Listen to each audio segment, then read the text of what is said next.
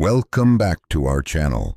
They say the greatest inheritance a father can leave his son isn't gold or silver, but a good name and a clear path to follow. My father, he left me both. A fortune vast enough to buy a fleet of ships, and a code of conduct he believed was more precious than the fortune itself. But I, in the breathtaking arrogance of my youth, came dangerously close to losing it all. Not to an enemy at the gates, but to the most sophisticated lie ever told. A lie I whispered to myself every single day. This is not a story about success. This is a story about the fall.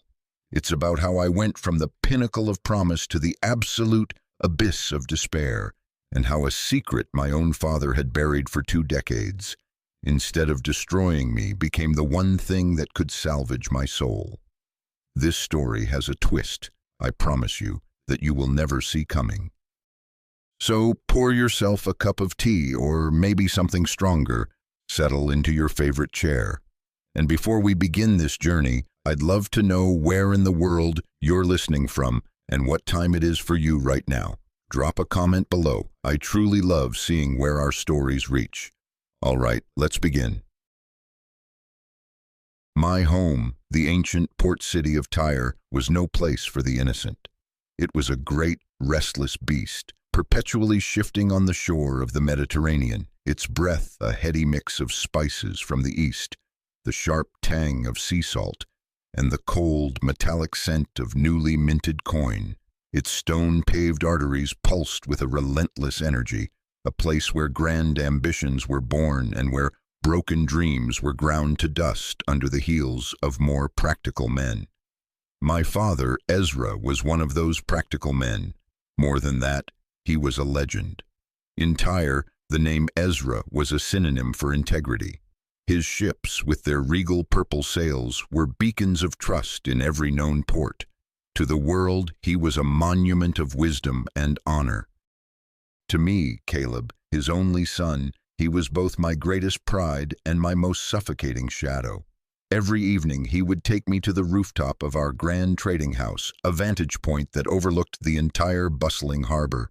He would point a steady hand toward the chaos of vessels and stevedores and say, "Look, Caleb, true wealth isn't built on one lucky voyage. It's built on 100 voyages, each one cemented with a reputation for fairness. A ship, you see, needs a heavy anchor to hold it steady in a storm. A man's word, his integrity, that is the only anchor that will hold in the tempests of this life." His words were always calm, measured, and steeped in a philosophy that felt as old as the stones of the city. He taught me that the path of the righteous man is like the first light of dawn, shining ever brighter until the full light of day. He warned me relentlessly of Tyre's temptations, that the men who promised fast fortunes were wolves in merchants' clothing, that sweet flattery was a honeyed poison, and that the allure of a quick, glamorous life was a fire that consumed a man's soul. I would listen, I would nod, I would try to absorb every word. I loved my father, I worshipped him, but deep in the restless chambers of my young heart, another voice was growing louder, a voice of raw, gnawing impatience. I saw other young men, men without my lineage, parading their newfound wealth, the finest silks, the most exotic companions, the most daring stories on their lips. They didn't speak of integrity, they spoke of opportunity. They didn't preach patience, they worshipped speed. And I, standing in my father's safe but heavy shadow, began to feel that his teachings were obsolete. Like a beautiful classical melody in an age that demanded a faster, more frantic rhythm, I yearned to compose my own symphony, a thunderous, rapid composition that would prove to the world and to myself that I was not just Ezra's son, I was Caleb. And that yearning, it became the key that unlocked a door that should have forever remained sealed. That door had a name, Malak. I first encountered him at the Merchants' Guild, a cavernous, smoke-filled hall where the air was thick with the scent of spiced wine and whispered deals. While the older, established merchants like my father gathered in quiet corners to discuss risk and stability, Malak was the gravitational center of a younger, more energetic crowd. He wasn't a large man, but he radiated a kinetic energy that was impossible to ignore. He spoke in rapid-fire bursts, his eyes burned with a shrewd intelligence, and he had a smile that could make a complete stranger feel like his most trusted confidant. He was holding court, regaling them with the tale of a shipment of northern furs, a deal he'd supposedly closed overnight for a threefold profit. "The generation of our fathers," he declared, his voice cutting through the din, "believed in waiting for the fruit to fall from the tree. Us, we climb the damn tree and take it. Time is money, my friends, but speed is the forge that makes it." The men around him roared with laughter and approval. I stood on the periphery, feeling an almost magnetic pull. His words were a perfect echo of the thoughts I hadn't dared to voice. As if sensing my gaze, Malak's eyes found mine across the room. He broke away from his circle, strode over, and extended a hand. "Caleb, son of the great Ezra, an honor. I've heard much about your sharp mind." I was taken aback. He knew who I was. "Your father is a giant," he continued, his tone dripping with a carefully crafted reverence. "But even giants, at times, move too slowly. The world is changing, Caleb. New trade routes, new commodities, opportunity is everywhere, but it waits for no one." He leaned in closer, his voice dropping to a conspiratorial whisper that sent a thrill down my spine. "I've caught wind of a shipment, spices from Ophir, so rare they say a single pouch is worth a man's weight in gold. But the window to act is this week. The returns, unimaginable. Of course," he added, pulling back with a sly glint in his eye, "it requires a certain boldness, something the old guard might call reckless." He winked. "I call it the future." Every word from Malak was like a cool drop of water on the parched desert of my ambition. He didn't mock my father directly. He masterfully reframed his virtues as liabilities. He planted a dangerous seed in my mind, that perhaps my father wasn't wrong, but he was no longer relevant. That night, I lay awake, unable to sleep. The image of my father's ships, so strong and steady, now seemed sluggish and archaic in my mind. In their place I saw Malak, nimble and decisive, dancing on the crest of a new wave. For the first time in my life I began to question the inheritance I had been given. I wanted more. I wanted the future Malak had promised. To celebrate our potential partnership, Malak invited me to a gathering he described as being only for those who can see over the horizon. The party was held on the rooftop terrace of one of Tyre's most opulent villas, overlooking a sea that glittered under the stars like a velvet cloak scattered with diamonds. The air was filled with the gentle music of lyres and the intoxicating scent of frankincense. Everything about the evening screamed of a new kind of wealth, one born not of generational toil, but of audacious, lightning-fast success. And it was there, amidst the clinking of wine goblets and the murmur of ambitious chatter, that I met Lyra. She was unlike any woman I had ever encountered. She possessed neither the demure shyness of high-born ladies nor the brashness of the tavern dancers. Lyra's beauty was a sharp, intelligent thing. She wore a gown of deep sea-green silk, the color of the ocean at dusk, and her eyes, dark and profound, held a wisdom that made you feel as if she could see the very architecture of your thoughts. Malak introduced us with a knowing smile. "Caleb, this is Lyra. She possesses not only the beauty of Tyre, but its brains as well." Lyra offered a small, enigmatic smile that did little to calm the sudden fluttering in my chest. "Malak exaggerates," she said, her voice as smooth as poured honey. "I am merely a good listener." And she was. While everyone else at that party seemed desperate to broadcast their own achievements, Lyra focused her entire attention on me.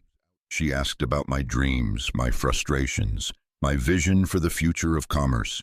She didn't judge or offer unsolicited advice. She simply listened, her head tilted in rapt attention, her dark eyes reflecting a deep understanding. For the first time in my life, I felt truly seen as a man, not as an heir. I found myself confessing my feelings of being trapped, my desperate hunger to carve out a name for myself, separate from my father's. I spoke of ideas I considered revolutionary, concepts I would never have dared to bring to my father. Lyra didn't laugh. She looked at me with a profound seriousness. "Ambition is not a sin, Caleb," she murmured, her voice close enough that I could feel the warmth of her breath. "It is a gift. Only the brave dare to dream on a grand scale. Your father is a great man, but his empire is already built. You are at the beginning of yours. A man of vision must be willing to lay his own foundation stones, no matter how unsteady they may seem at first." Those words, they were more potent than the finest wine. They were the validation I had been unconsciously seeking my entire life. To be acknowledged by this beautiful, intelligent stranger meant more than 1,000 praises from my own kin. She made me feel exceptional, chosen. Later that night, as Malak detailed the specifics of the spice venture, it was Lyra's voice that echoed in my mind. A man of vision must be willing to lay his own foundation stones. My father's voice, with its cautious warnings, faded into a distant murmur, drowned out by the sweet, promising symphony of that glittering Tyrian night. I was intoxicated, not by the wine, but by a far more dangerous substance, my own validated pride. In the days that followed, the urgency within me grew into a fever. The words of Malak and the look in Lyra's eyes became a constant looping refrain in my mind. The opportunity in Ophir was no longer a mere business proposition. It had become the singular obsession of my waking hours. I knew I had to act. The greatest obstacle, however, remained: the capital. My father held the family's purse strings with a meticulous grip. Any significant expenditure required his explicit approval, and I knew with absolute certainty he would never sanction a deal so reckless and speculative. And so I resolved to do something I had never before conceived of. I would lie. I entered my father's study, a room that always smelled of cedarwood and old papyrus. He was there, as always, poring over a ledger, the lamplight catching the silver threads in his hair. My heart hammered against my ribs. I took a deep, steadying breath and began my performance. "Father," I said, my voice a carefully constructed facsimile of concern, "the Steadfast, her hull needs seeing to. I had the shipwrights inspect her, and there's a significant amount of rot in the main timbers. It will require a considerable sum to have it replaced with the finest cedar. Otherwise, I fear she won't be seaworthy for the upcoming voyage to Egypt." My father looked up, his sharp eyes narrowing as he studied my face. For a terrifying second, I was convinced he could see right through fabrication. His gaze always had a way of making me feel transparent. "I thought we had her in dry dock for maintenance last season," he stated, his voice even. "We did, Father, but it seems they missed this. I inspected it myself," I pressed on, feeling the heat rise in my cheeks. "The problem is quite severe. I wouldn't want to risk the cargo or the crew." I was using his own vocabulary, risk safety, as a weapon against him. Ezra was silent for a long moment, his eyes never leaving mine. The air in the study grew heavy, thick with unspoken questions. Then he let out a long sigh, a sound that seemed to carry the weight of decades on the unforgiving sea of commerce. "Very well," he said finally. "Safety above all else. See to it. Take what you need from the steward." A sharp pang of guilt stabbed at my heart, but it was immediately overwhelmed by a surging wave of exhilaration. I had done it. I had cleared the first hurdle. As I turned to leave, I rationalized the deceit. "This is only temporary. When the deal pays off, I'll return the money, with interest. I'll confess everything, and he won't just forgive me, he'll be proud of my initiative. He'll see that I, too, am a giant in the making." I had crossed a line, an invisible boundary, but a point of no return nonetheless. I had chosen my own path, and for now it seemed brilliantly illuminated by the promise of glory. That first venture with Malak was a staggering success. The profit wasn't the life-altering sum he had hinted at, but it was real, tangible, and it came quickly. The weight of the gold coins in my hand was concrete proof that Malak's shortcuts worked.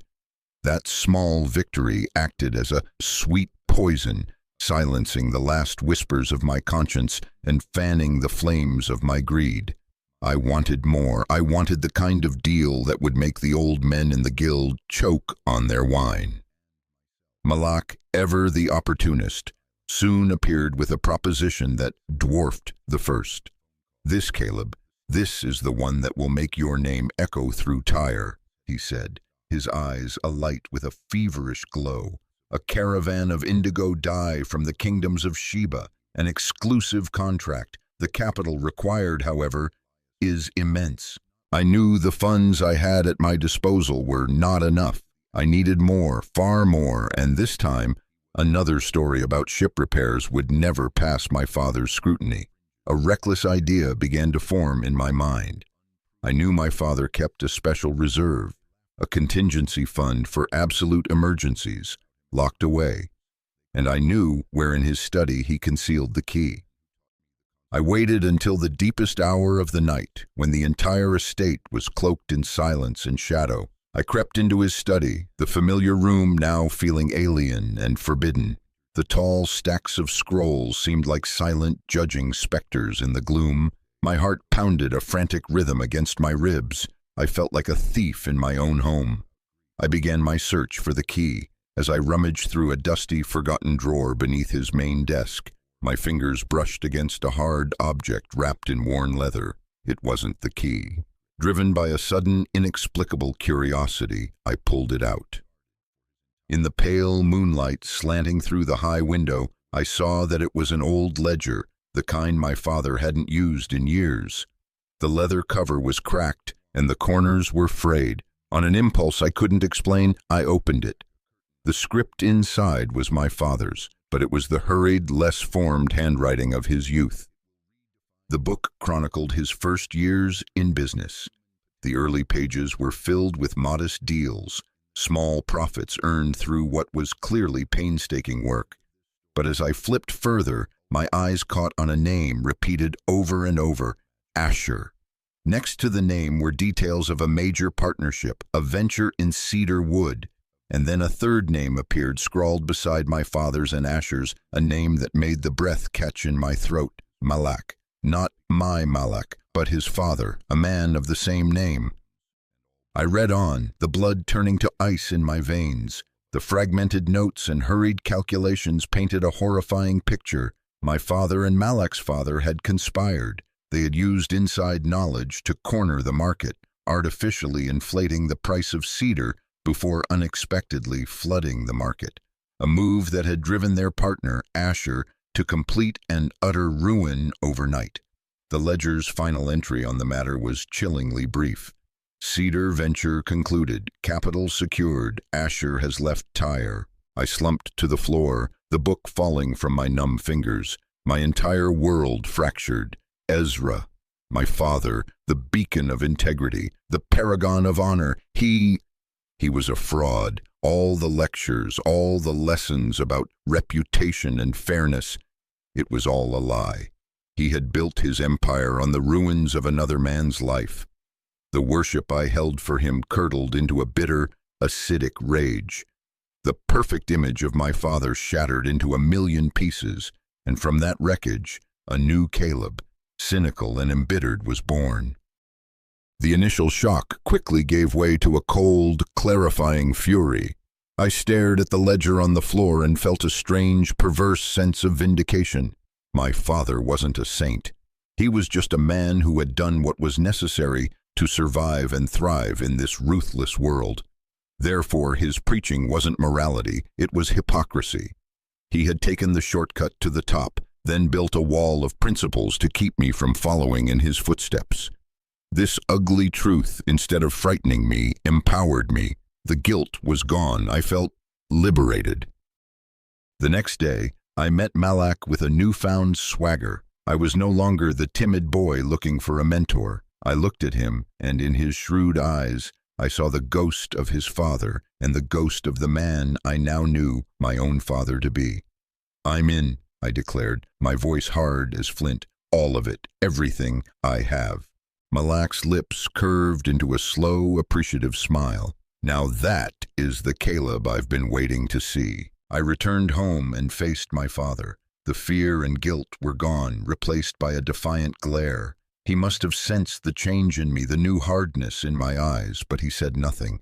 I liquidated nearly every asset he had entrusted to me, an astronomical sum, and poured it all into Malak's indigo venture. I felt like I was standing on the summit of a mountain, drunk on a dizzying sense of power. I was going to show my father that I hadn't just learned the world's game, I could play it better than he ever did. The final exchange was set for midnight in a dilapidated warehouse by the docks. I arrived with Malak, my pulse thrumming with anticipation. Inside, under the flickering light of torches, were massive crates, emanating the strong, earthy smell of indigo. Everything appeared to be in order. I handed over the last satchel of coin, a bag heavy with the weight of my entire future, to one of Malak's men. The very instant the bag left my hand, the atmosphere shifted. The congenial smile vanished from Malak's face, replaced by a mask of cold, predatory amusement. The men I had assumed were business associates suddenly closed in around me, their expressions no longer respectful, but contemptuous. "A pleasure doing business with you, Caleb," Malak sneered. "You truly are your father's son, both of you clever enough to make a fortune, and both of you foolish enough to not see a trap when you're standing in the middle of it." I was stunned. "A trap? What are you talking about? The goods are right there." Malak let out a harsh, barking laugh. "The goods? You want to see the goods?" He gestured, and one of his thugs took a crowbar to the nearest crate, prying the lid open with a screech of tortured wood. Inside was not the precious indigo dye, it was sand. Piles and piles of worthless sand, crudely colored blue. "No, it can't be," I stammered, stumbling backward. "Oh, it can be," Malak said, advancing on me. "The whole thing was a performance staged from the very first day I met you at the guild. That little spice deal, that was the bait, a small fish to lure a much, much bigger one. My world spun out of control. I had lost everything, the fortune, the trust. I was knocked to the cold, damp earth, the brutal reality of my folly driven home by fists and boots. But the physical pain was a dull ache compared to the searing agony of humiliation and despair that was eviscerating my soul. Through a haze of pain, I saw a familiar silhouette in the shadows. Lyra. She was standing there, watching the whole sordid affair unfold, her beautiful face a perfect, unreadable mask. "Lyra, why?" I choked out, a final desperate plea for some semblance of sense in the ruins of my world. She glided into the light, her silk slippers stopping inches from my face. She looked down at me, her dark eyes utterly devoid of pity. Her honeyed voice was now a shard of ice. "Tyre has no room for naivety, Caleb," she said. "Your father learned that lesson a long time ago at the expense of a man named Asher. The only thing that surprises me is that he never taught it to you." Her words were the killing blow. Malak's Khan had taken my money, but Lyra's words, they took everything else. They didn't just confirm the betrayal, they twisted the knife by linking it directly to my father's hypocrisy, transforming my failure from a simple case of foolishness into a devastating generational tragedy. I wasn't just a fool who had been swindled. I was the consequence of a lie, destroyed by the very cycle my father had begun. Lying there in the darkness of the warehouse, amidst the smell of dyed sand and the mocking laughter of my destroyers, I finally understood. I had absolutely nothing left. I don't know how I made it home. My body was a canvas of bruises, my clothes were torn, but my spirit was in far more tattered shape. I walked through the gates of our estate like a ghost, ignoring the shocked stares of the servants, and went straight to my father's study. He was there, seated under the familiar glow of the oil lamp, as if nothing in the world had changed. He looked up as I entered, and his face contorted in shock and alarm at my appearance. He started to rise, to speak, but I held up a hand to stop him. I didn't scream, I didn't weep. The rage and despair had coalesced into a heavy, suffocating silence. I walked slowly to the old drawer under his desk, retrieved the worn leather ledger, and placed it softly on the polished wood in front of him. Ezra looked at the book. Then he looked at me. For a long, silent eternity, the only sounds in the room were the gentle gurgle of the water clock and the ragged sound of our breathing. My father's face, the face I had always known as a mask of calm authority, seemed to crumble. His shoulders slumped. He reached out a trembling hand and touched the cover of the ledger, as if touching a phantom from a life long past. And then, for the first time in my life, I saw my father cry. These were not tears of anger or disappointment. They were the tears of a guilt and a grief that had been suppressed for 2 decades. "You know," he whispered, his voice hoarse. I could only nod, a lump of sorrow lodged in my throat. He took a great, shuddering breath, closed his eyes, and when he opened them again, he began to speak. He told me of his impoverished youth, of a young, hungry Ezra arriving in Tyre with nothing but ambition in his pockets. He spoke of the contempt he endured, the doors slammed in his face. He spoke of Asher, a good man who had trusted him, and he spoke of Malak's father, a serpent who had whispered promises of a shortcut just as his son had whispered them to me. "I was weak, Caleb," he said, his voice thick with pain. "I told myself it would be just once, just one time to get my footing, to secure the capital I needed. I told myself I would make it right later, that I would live a life of such integrity that it would atone for that one transgression." He looked at me, his eyes pleading for understanding. And I tried. With every fiber of my being, I tried to build our house on a foundation of honesty. I tried to teach you wisdom, to show you the right path, because I never wanted you to taste the bitterness of the folly I had known. He paused, wiping a tear from his cheek. But I made a mistake far greater than the first. I hid my most important lesson. I showed you the glory of wisdom, but I hid the cost of foolishness. I gave you a perfect map, but I tore out the page that showed the most dangerous swamp, because I was too ashamed to admit I had once been lost there myself. In that moment, the fury in my heart dissolved, replaced by a wave of unexpected empathy. I no longer saw a hypocrite.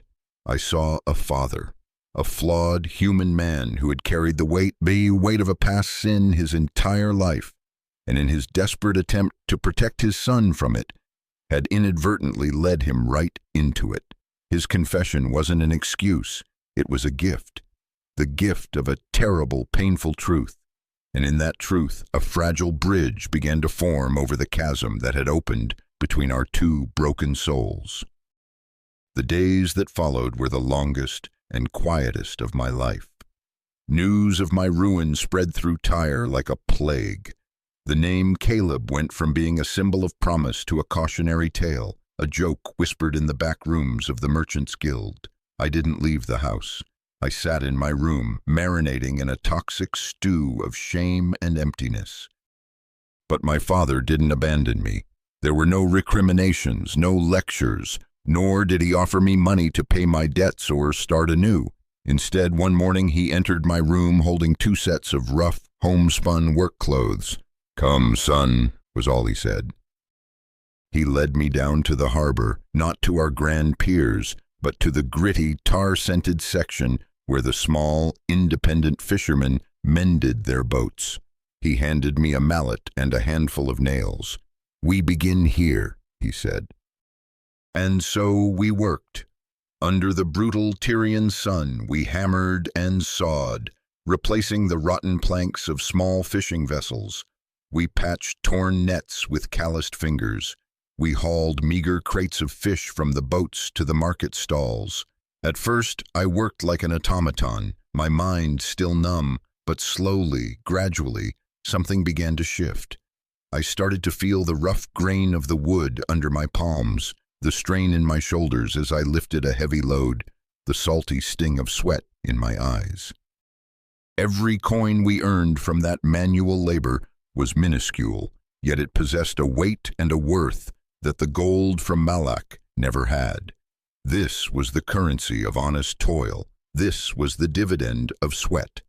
And in the quiet rhythm of our shared work, my father and I began to talk again. Not in lectures, but in stories. He told me of his first voyages, of the storms he had weathered, of the sailors who had shared their last piece of hardtack with him.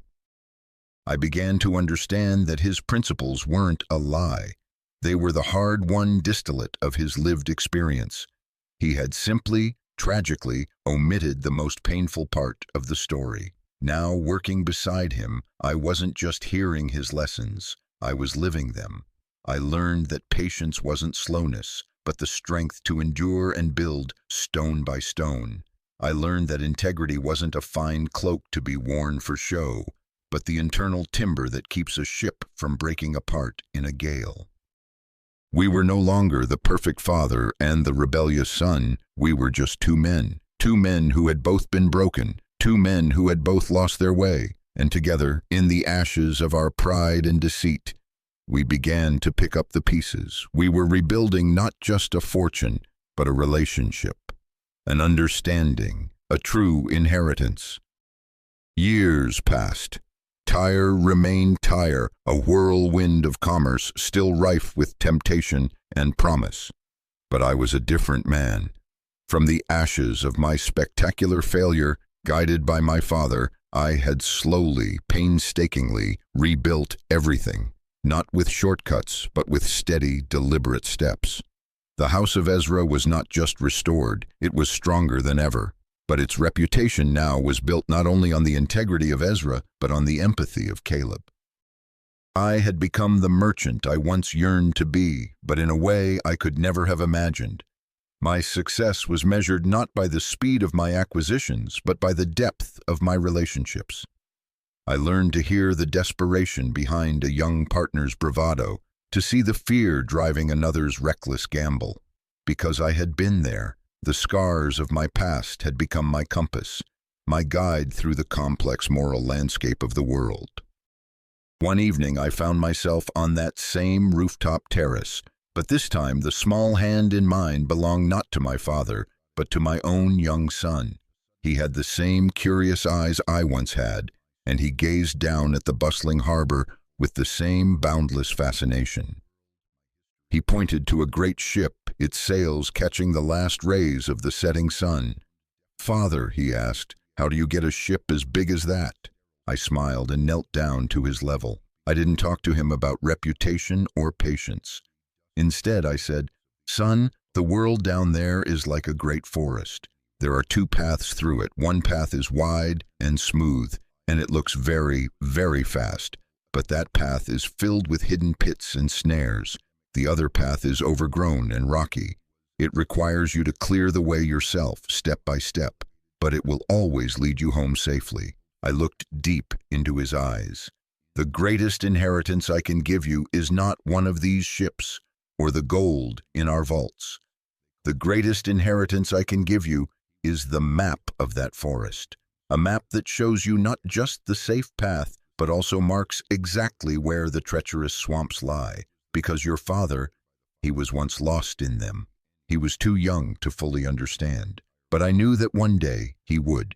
He would understand that true wisdom isn't the absence of mistakes, but the mastery of their lessons. And the greatest love isn't to hide your scars, but to show them so that those you love might be spared the same pain.